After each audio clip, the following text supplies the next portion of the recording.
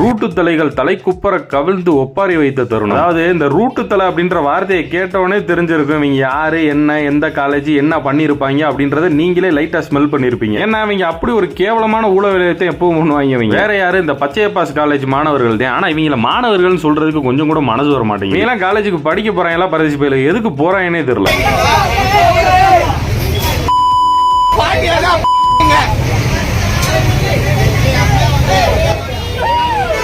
அதாவது சென்னையில பாத்தீங்கன்னா இந்த வியாசர்பாடி ஏரியால மாநகர பேருந்து இருக்குல்ல, அதுல பாத்தீங்கன்னா அவங்க ஏறி ரொம்ப அட்ராசிட்டி பண்ணி இருந்திருக்காங்க. கத்தி கூச்சல் போட்டிருக்காங்க. ரூட்டு தலை அப்படி இப்படின்னு சொல்லிட்டு கத்திக்கிட்டு போட்டு இருக்கிற மக்களை பூரா டிஸ்டர்ப் பண்ணிட்டு அந்த பஸ்ல வந்துட்டு இருந்திருக்காங்க. அந்த பஸ்ஸோட ரூஃப் இருக்குல்ல, அந்த ரூஃபுக்கு மேல எல்லாம் ஏறி நின்று ஆடிட்டு இருந்திருக்காங்க. பொதுமக்கள் நிறைய பேர் வீடியோ எடுத்துட்டாங்க. பஸ்ஸுக்குள்ள போனவங்க, அப்புறம் பஸ்ஸுக்கு பக்கத்துல பைக்ல வந்தவங்க எல்லாரும் வீடியோ எடுத்து அதை சோசியல் மீடியால ஷேர் பண்ணாங்க. போலீஸ்லயும் நிறைய பேர் கம்ப்ளைண்ட் பண்ணவும் போலீஸ் இப்ப வந்து அவங்கள 10 பேர் அரெஸ்ட் பண்ணிருக்காங்க, ரூட்டு தலை உட்பட. அவங்கள அரெஸ்ட் பண்ணி வண்டியில ஏத்தி கூட்டிட்டு போகும்போது அவங்க கதறலத்தை நீங்க ஆரம்பத்துல பாத்தீங்க. ஆனா இந்த பச்சைய பாஸ் ரூட்டு தலை அப்படின்னு கேட்ட உடனே நம்மளுக்கு முதல்ல ஞாபகம் வருது என்னன்னா, ஒரு 5-6 வருஷத்துக்கு முன்னாடி ஏதோ செலிப்ரேஷன் பண்றேன்னு அந்த ரூஃப்ல எல்லாரும் உட்கார்ந்து இருப்பாங்க. பஸ் பிரேக் அடிச்சோன்னு இந்த வாட்டர் ஃபால்ஸ் மாதிரி முதுமுதுன்னு விழுந்தாங்க பாருங்க. அந்த ஒரு காட்சி தான் கண்ணு முன்னாடி வந்து போகுது. தற்கூரி பயில படிக்க போனா படிக்க மட்டும் போங்கடா, அதை விட்டு ரூட்டு தலைன்னுட்டு